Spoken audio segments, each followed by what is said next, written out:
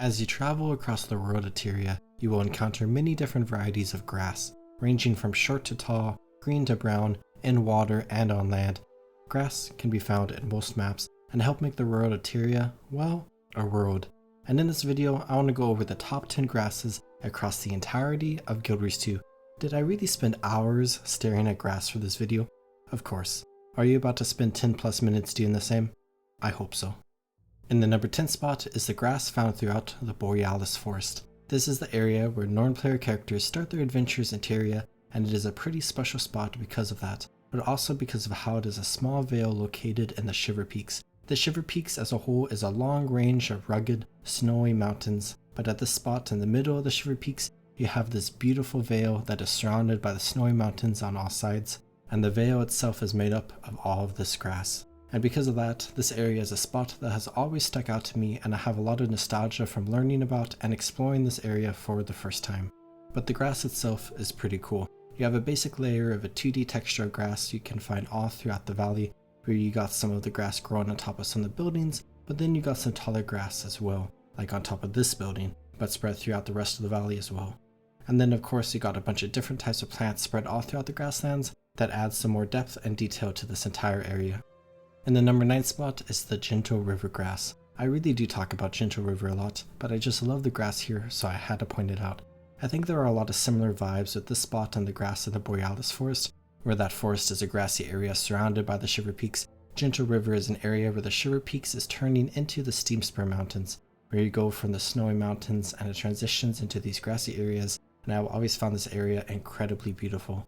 The grass sprawls all along this area of the road, where you can see it bleed into the snowy patches near the mountains, as well as the sandy/rocky areas along the river itself.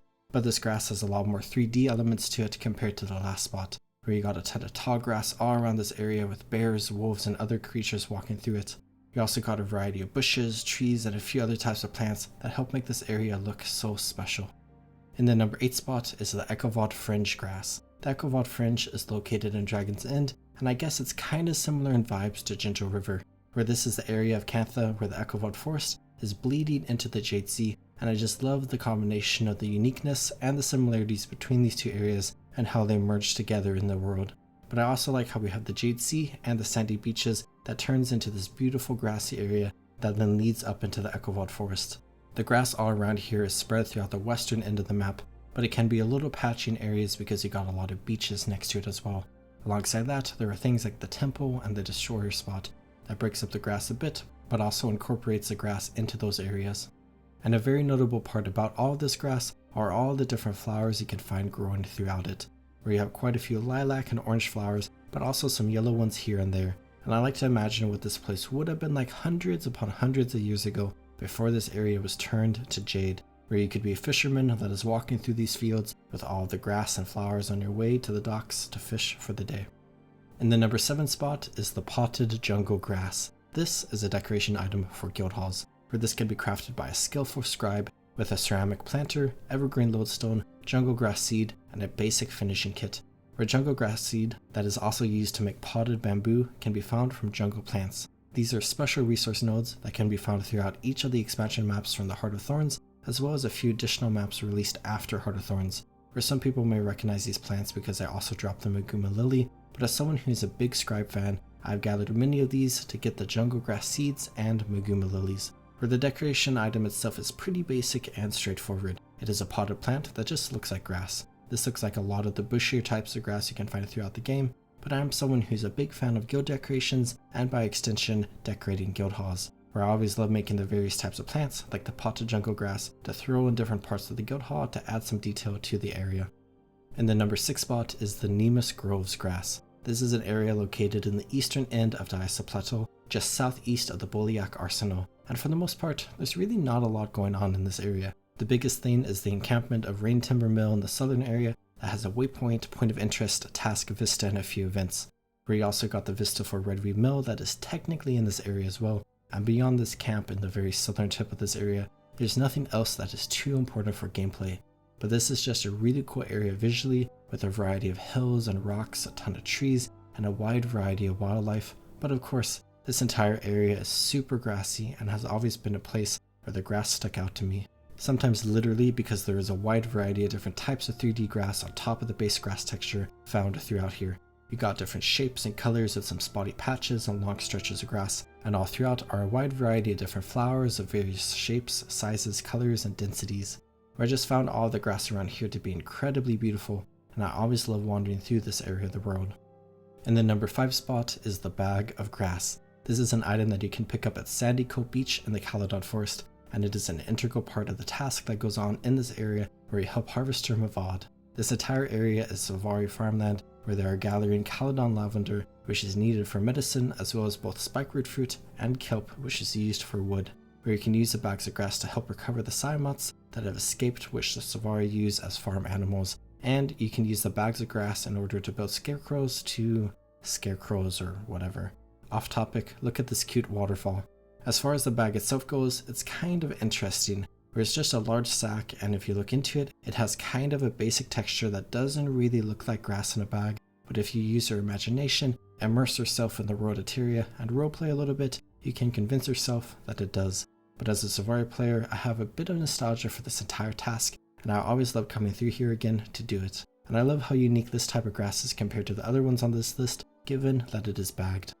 In the number 4 spot is the Elon River grass. The Elon River is another one of those things that I often highlight on my channel, but it definitely has to be on this list. For anyone who doesn't know, here's a quick lore breakdown of this region of the world. The Elon River originally flowed north-south through Vale, through Kurna, and into the Bay of Gendarran, but Palawajoko dammed the river, which diverted its flow westwards. This caused a drought in the Elonian nations, while causing devastation in the Crystal Desert. Since then, the dam was destroyed by Krakatorik, which returned the river's flow south, but the river west still exists, and it has allowed life to flourish in what was originally an arid desert. So thanks to Palawajoko, we have all of this grass, and it's pretty good grass. You got a nice combination of grass that is growing on the rocky shores and islands all across the river, alongside grass growing inside of the river and sticking out from the water. And I think there's a beauty in this type of grass because it hits a very particular vibe, with this river acting basically as an oasis. The ground here is incredibly fertile, which allows the citizens in this particular area of the world to build farmlands, and I think I always enjoy riding through this area of the world on the skimmer and just enjoying the grass, trees, and everything else. In the number 3 spot is the Queensdale River grass. Now when we look at the entire map of Queensdale, as well as all the rivers in Queensdale, there's a lot we can look at, where there is a variety of different types of grass all across this map, and it really contributes to making this map feel like a stereotypical green, foresty, plainsy fantasy wonderland, like Pre-Syrian Ascalon from the original Guild Wars, or Elwyn Forest from World of Warcraft. But there is one area and one type of grass in particular that I love, and it's a grass along the river east from the Otterbrook Trading Post. And I just love this entire area from Otterbrook Trading Post to the Eldred Monastery. You got all these trees, signs, the river, the drakes, and all of the grass. You got some growing in the river and some growing on the shore, similar to the grass along the Elon River. But mixed throughout the grass, you also got some lily pads and cattails, which add a fantastic touch to the river. I always love wandering through this area of the world, taking in all the views, and I think the grass genuinely does play a pretty big role here. It's one of those things where you don't really notice grass in video games unless you hyperanalyze everything, but the grass not being here or in other places of the world would make all these places feel a lot weirder, more barren, less immersive, and less enjoyable. In the number 2 spot is the Bastionmere Grass. Bastionmere is located just west of the starting waypoint in Omnitus, the second full map from the Secrets of the Obscure expansion. Where I feel like I haven't highlighted too many things from this expansion in my videos, which is unfortunate, but this was honestly a really standout area for me. We're looking at the area as a whole. We have this Mire, which is basically just another word for a lake, pond, or wetland. You have the Bastion, the natural, overlooking this entire area, alongside a ton of trees that are honestly all really cool looking trees, and this is a pretty densely wooded area. You got a bunch of wildlife, a wide variety of different plants, and a lot of grass. Like, quite a bit of grass.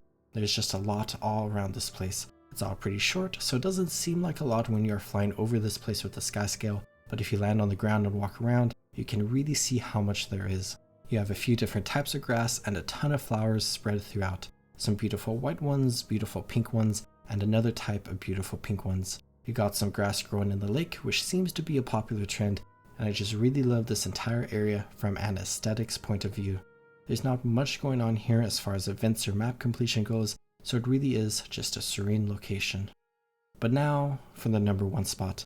For my favorite grass in the entire game, and it has got to go to the hunting grounds grass. I'm willing to bet for some people a light bulb just went off in your head and you instantly understood why this is my favorite grass in the game, but for those of you who are unfamiliar or have forgotten, let me explain. From Living World Season 4, you have the sand-swept isles, and located in the northern ends of the map is the hunting grounds. There's a wide variety of different things around here, like this cool cave with a dead rock gazelle and a bunch of sand lions, but featured here are all the task and all the super tall grass, which go hand in hand. There's a wide variety of different types of grass in this area, but I really only care about the super tall one. From a visual point of view, it definitely looks super cool. It's tall and dense, where some of it is even coming up above my character's head. But if you walk into the grass, you gain stealth and you begin hiding inside of the grass. Or if you walk around outside of the grass, you lose stealth, so if you want to keep it, you have to make sure you stay inside of the grass. This is a pretty similar mechanic from the cornfields and Reaper's Rumble during Shadow the Mad King. Where on the most basic level, I think this is a really cool idea where you have super tall grass that you can hide in. But as I mentioned earlier, this is important for the task where you can use this grass to complete the task. Where you got a bunch of skittish prairie dogs around here that will run away from any unstealthed enemies, but if you get close enough to them while on the grass, you can surprise them and really ruin their day. And I just like this mechanic a lot because it's pretty unique compared to a lot of other tasks in the game, where that, combined with how cool the grass looks visually, just makes it my favorite grass across all of Guild Wars 2. And that's my list. I hope you enjoyed. I really enjoy highlighting all the different fun parts about Guild Wars 2, and it really makes me happy that people actually watch them. Or if you enjoyed this type of video, consider watching last week's top 10 waterfalls, or if you want something a bit more serious, consider checking out top 10 road bosses, both of which are on your screen right now. I hope you all are taking good care of yourselves. Have a good one, everyone.